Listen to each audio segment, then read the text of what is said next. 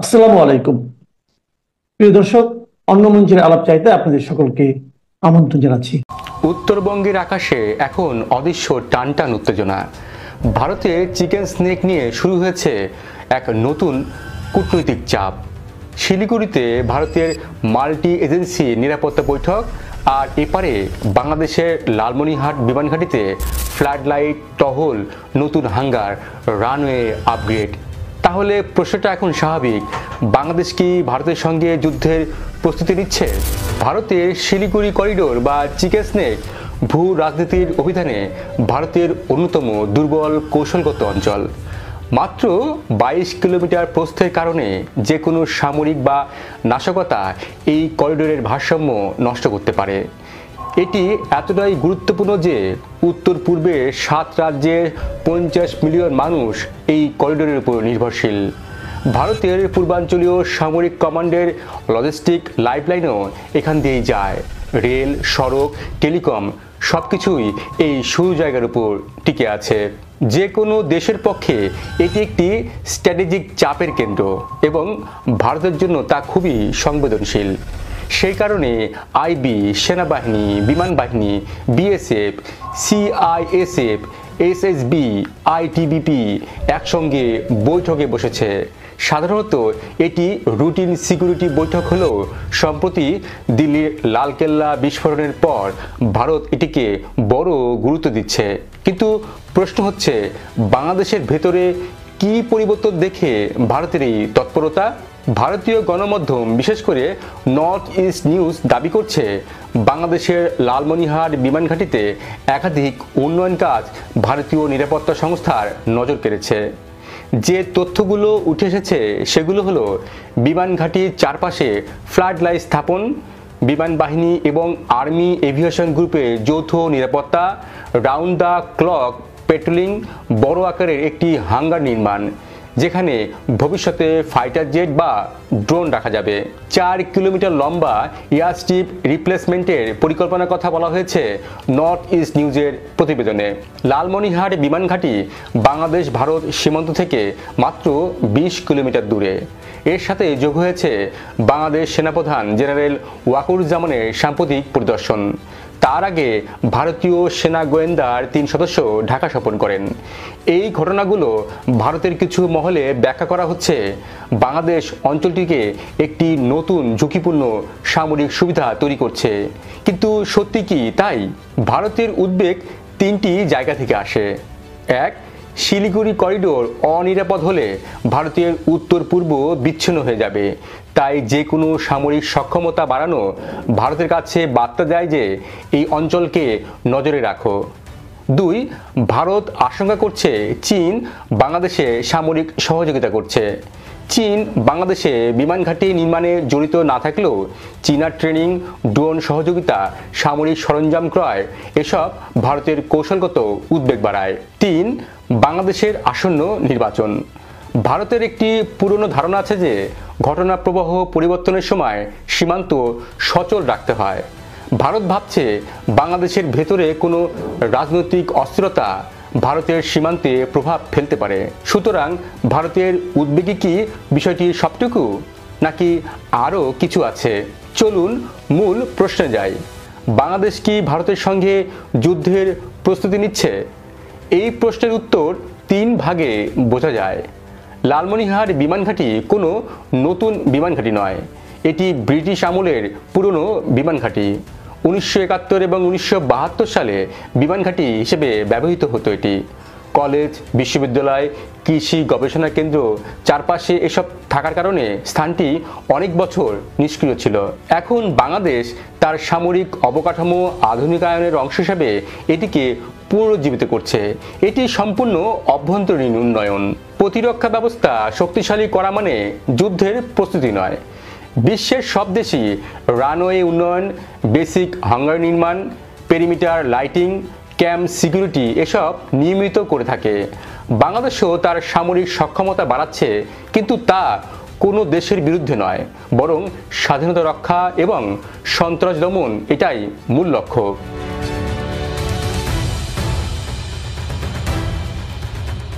বাংলাদেশ ভারতের সম্পর্ক স্থিতিশীল রয়েছে, দুদেশের মধ্যে বাণিজ্য বাড়ছে, সীমান্তে যৌথ টহল হচ্ছে, প্রশিক্ষণ এবং সামরিক অনুশীলন আছে। বাংলাদেশ ভারতীয় সামরিক লজিস্টিক ব্যবহার করছে, দুদেশের গোয়েন্দা সংস্থা নিয়মিত বৈঠক হয়। এই বাস্তবতায় যুদ্ধের প্রস্তুতির যুক্তি দাঁড়ায় না। তাহলে ভারত কেন বারবার চিন্তিত? এই প্রশ্নের উত্তর ভারতের গভীর কৌশলগত অবকাঠামোয়। শিলিগুড়ি করিডোর ভারতের দুর্বলতা। ভারতের সামরিক কৌশলবিদ জানেন এটি ভারতের সবচেয়ে দুর্বল ভূখণ্ড। যে কোনো নিকটবর্তী দেশের সামরিক উন্নয়নকে ভারত সবসময় তিনটি ফিল্টারে দেখে। এক, এটি কি ভারতের বিরুদ্ধে ব্যবহৃত হতে পারে? দুই, এতে কি চীনের প্রভাব বাড়ায়? এবং তিন, ভারতের উত্তর পূর্বে চাপ কি বাড়বে? সুতরাং বাংলাদেশ কিছু বানালে ভারত গুরুত্ব দিয়ে দেখে। এছাড়া অভ্যন্তরীণ নিরাপত্তা সংকটও ভারতকে ভাবতে বাধ্য করছে। দিল্লিতে লালকেল্লা বিস্ফোরণ, মণিপুরে অস্থিরতা, কাশ্মীর ইস্যু, এসবের কারণে ভারত সব সীমান্তে কঠোর করতে চাইছে। বাংলাদেশের সামরিক উন্নয়ন এই প্রেক্ষাপটে পড়েছে। কিন্তু বাংলাদেশ সবসময় বলছে সবার সঙ্গে বন্ধুত্ব, কারোর সঙ্গে বৈরিতা নয়। এই নীতির ফলে চীনের সঙ্গে সামরিক সহযোগিতা, ভারতের সঙ্গে নিরাপত্তা সহযোগিতা, যুক্তরাষ্ট্রের সঙ্গে প্রশিক্ষণ, জাতিসংঘের শান্তিরক্ষা মিশনের কর্তৃত্ব সবকিছু একসঙ্গে সামলাতে হয়। বাংলাদেশ কখনোই ভারতকে শত্রু ভাবেনি, বরং বাংলাদেশ ভারত সম্পর্ক এখন দক্ষিণ এশিয়ার সবচেয়ে স্থিতিশীল জুটি। তাহলে লালমনিরহাট বিমান ঘাঁটিতে আসলে কি হচ্ছে? এটি বাংলাদেশের উত্তরাঞ্চলীয় আকাশ প্রতিরক্ষা শক্তিশালী করছে। এর কৌশলগত উদ্দেশ্য হল রোহিঙ্গা সংকট, উত্তরাঞ্চলীয় দুর্যোগ ব্যবস্থাপনা, সীমান্তের নিরাপত্তা, মানবিক ত্রাণ পরিবহন, অভ্যন্তরীণ লজিস্টিক সহজ করা। এখানে বড় কোনো ফাইটার জেট আসবে কি? সম্ভব, তবে এখনই নয়।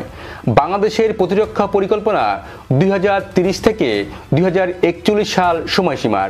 এটি দীর্ঘমেয়াদী আধুনিকায়ন, যুদ্ধ প্রস্তুতি নয়। তাহলে বাংলাদেশ ভারত টেনশন বাড়বে নাকি কমবে? বিশ্লেষকরা মনে করেন টেনশন বাড়বে না, বরং দুই দেশ নিজেদের দৃষ্টিকোণ পরিষ্কার করবে।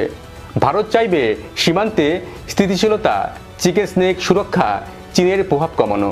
আর বাংলাদেশ চাইবে সামরিক আধুনিকায়ন, প্রতিরক্ষা সক্ষমতা বাড়ানো, স্বাধীন পররাষ্ট্রনীতি এবং অভ্যন্তরীণ নিরাপত্তা উন্নয়ন।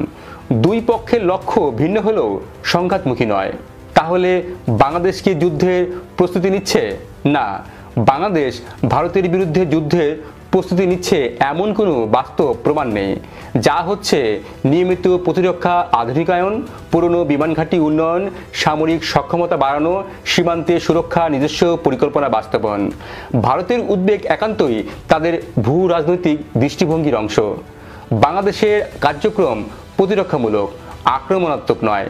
শিলিগুড়ি করিডোর নিয়ে বাংলাদেশ এবং ভারতে যে আলোচনা শুরু হয়েছে সেগুলো ভবিষ্যতে আরও পরিণত হবে। ভূ রাজনীতি সবসময় ভয় দিয়ে নয়, তথ্য দিয়ে বোঝা উচিত। বাংলাদেশ তার সামরিক সক্ষমতা বাড়াবে, কিন্তু ভারতের বিরুদ্ধে যুদ্ধ হবে এমন ধারণা বাস্তবতার সঙ্গে মেলে না। আপনিও কি তাই মনে করেন? জানান আপনার মতামত। ভিডিওটি শেয়ার করুন, লাইক দিন এবং সম্ভব হলে আমাদের চ্যানেলটি সাবস্ক্রাইব করুন। জেডাই খান পান্না কেন শেখ হাসিনার আইনজীবী নন? এই প্রসঙ্গটি নিয়ে আপনাদের সামনে এই মুহূর্তে কথা বলবো। প্রথমত কথা বলবার আগে চলুন আমরা জেডাই খান পান্না গতকালকে সংবাদ মাধ্যমে একটা বক্তব্য দিয়েছিল, সেটা একটু শুনে আসি, তারপরে কথা বলি। আমি একজন ফ্রিডম ফাইটার। 71-এর যুদ্ধ করছি আমি বঙ্গবন্ধুর নেতৃত্বে, তার আহ্বানে, পাকিস্তান হানাবাহিনীর বিরুদ্ধে।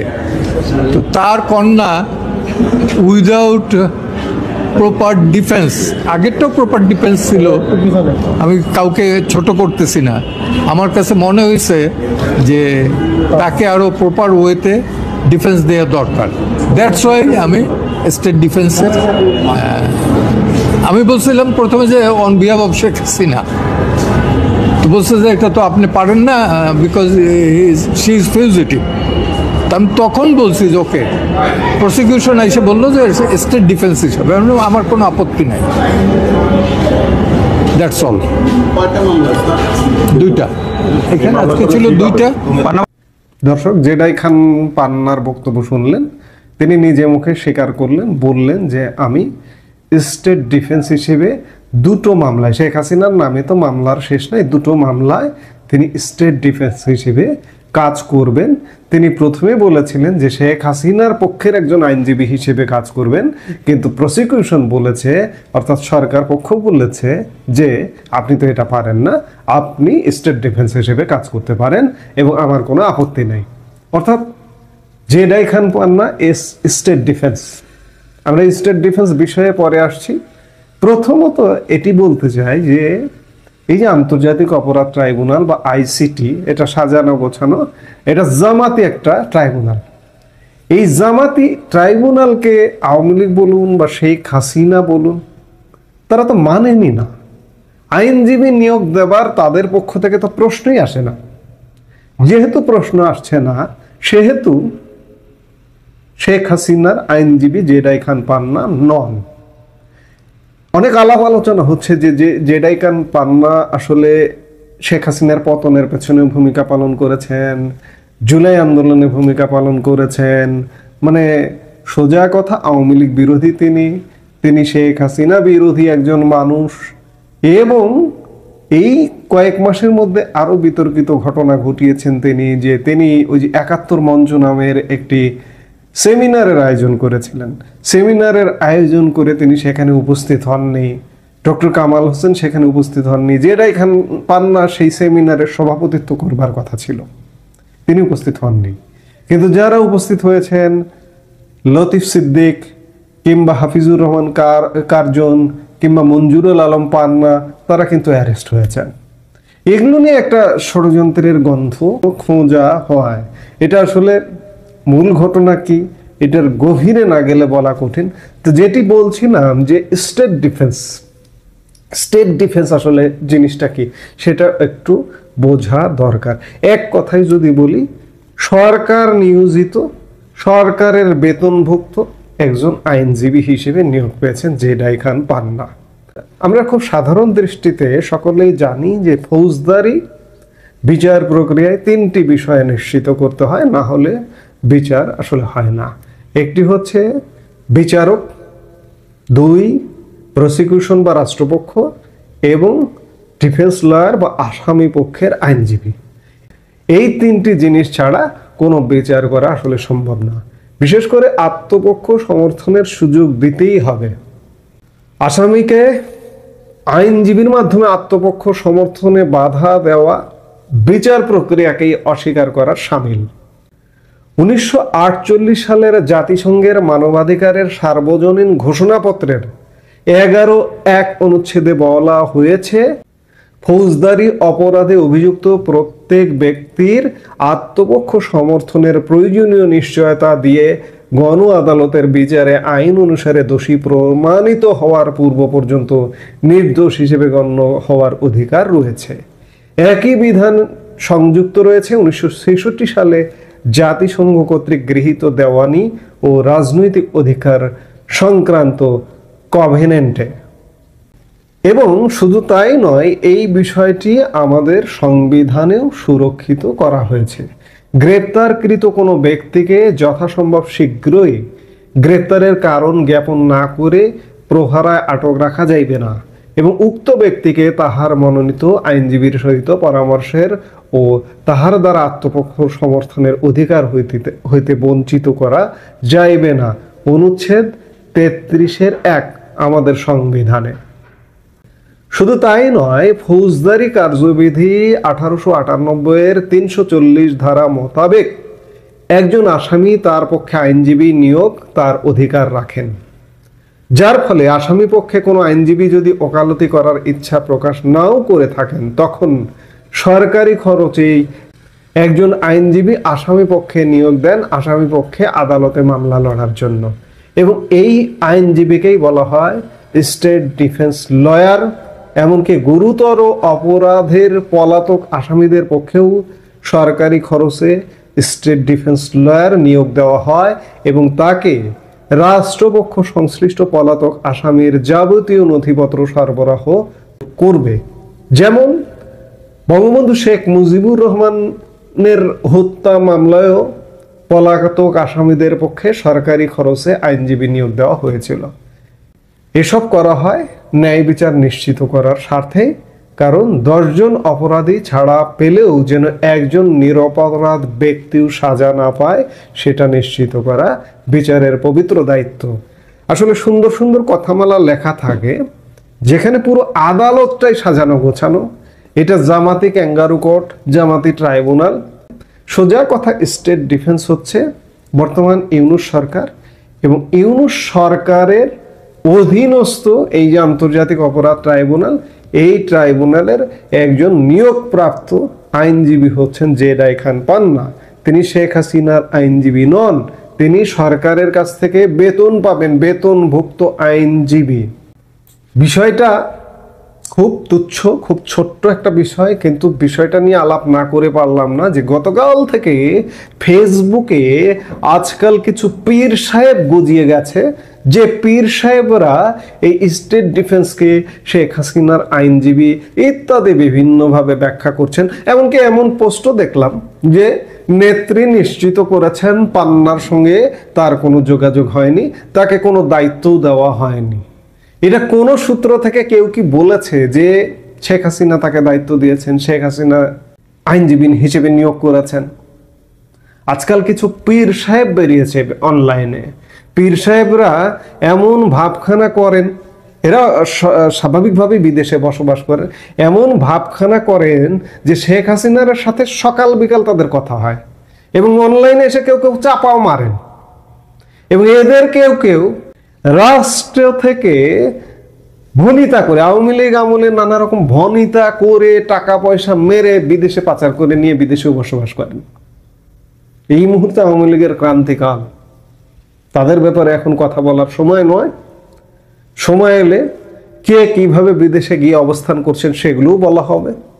কিন্তু এই যে এইগুলো বাড়তি কথাবার্তা, যে নেত্রী নিশ্চিত করেছেন পান্নার সঙ্গে তার কোনো যোগাযোগ হয়নি, তাকে কোনো দায়িত্ব দেওয়া হয়নি, এটা তো নেত্রী নিশ্চিত করার কিছু নেই। জেডাই খান পান্না রাষ্ট্র কর্তৃক নিয়োজিত, ইউনূস সরকার কর্তৃক নিয়োজিত আইনজীবী। তিনি শেখ হাসিনার আইনজীবী নন, তিনি স্টেট ডিফেন্স। স্টেট ডিফেন্স একজন আসামির পক্ষে কাজ করেন। আসামি যেহেতু দেশে নাই বা আসামি অনুপস্থিত, তাই সেই প্রেক্ষিতে তার পক্ষে কাজ করেন। তিনি শেখ হাসিনার আসলে আইনজীবী নন। উদাহরণ হিসেবে বলা যায়, এই যে শেখ হাসিনার যে মামলার রায় হয়েছে, মৃত্যুদণ্ডের রায় হয়েছে, ফাঁসির রায় হয়েছে, সেখানে একজন স্টেট ডিফেন্স ছিলেন আমির হোসেন। আপনারা জানেন, অখ্যাত মানুষ, অপরিচিত মানুষ, হঠাৎ করে শেখ হাসিনার আইনজীবী বা রাষ্ট্রপক্ষ থেকে আইনজীবী হিসেবে কাজ করেছেন আমির হোসেন। ঠিক একই ভূমিকায় অবতীর্ণ হলেন জেডাই খান পান্না। ষড়যন্ত্রের গন্ধ সে ইত্যাদি নানান কিছু। জেডাই খান পান্না স্টেট ডিফেন্স হোক না কেন, তাতে কিচ্ছু যায় আসে না। আদালতটাই তো অবৈধ, আদালতটাই তো মানার বিষয় নয়। তো সেখানে এই আদালতে কি হলে, এই আদালতকে তো পৃথিবীর কেউ মানছে না। জাতিসংঘ থেকে শুরু করে আন্তর্জাতিক মানবাধিকার সংস্থাগুলো, পৃথিবীর সব প্রভাবশালী দেশ, পাকিস্তান এবং চীন অভ্যন্তরীণ বিষয় বলে এড়িয়ে গেছে। এছাড়া কেউ কি এই আদালতের রায়কে কি মেনেছে? 17 তারিখে যে রায়টা হলো, কাজে অবৈধ আদালতের স্টেট ডিফেন্স কে হলো, প্রসিকিউশন কে হলো, তাতে কিন্তু কিছু যায় আসে না। শেষ কথা এটাই বলবো যে জেডাই খান পান্না স্টেট ডিফেন্স হিসেবে এই মামলার সাথে যুক্ত হয়েছেন। এই মুহূর্তে এ পর্যন্ত। সবাই ভালো থাকুন, সুস্থ থাকুন।